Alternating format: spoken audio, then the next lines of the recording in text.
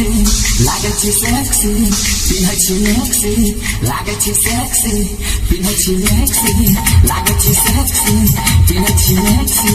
लागै छी sexy, तुम लागै छी सहरिया लड़की,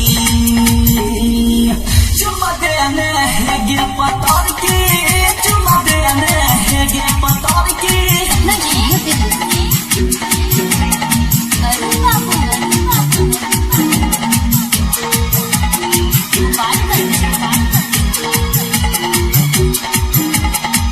लप करै छौ तोहर कमरिया, कतिले गोरी तोहर लागल नजरिया, बेसी करे तोहे ऐसे नजराना, हमें छिया हो तोहर दीवाना, देखे में लागै छी तू अप टू डेट गे, हमरे से मामला करे में सेट गे, सपना में आइबो तोरा ले जाइबो, बहाना करे नहीं गोद की, चुम्मा देने है गे पतर की, चुम्मा देने है गे पतर की। सपना स्टूडियो के लिए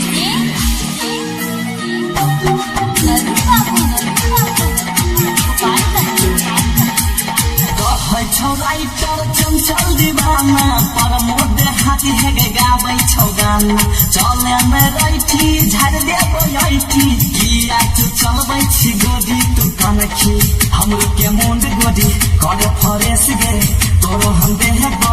ओप्पो के सेट गे, चल हम जवानी चुलै छौ पानी, सुने बात गोद की, चुम्मा देने है गे पतर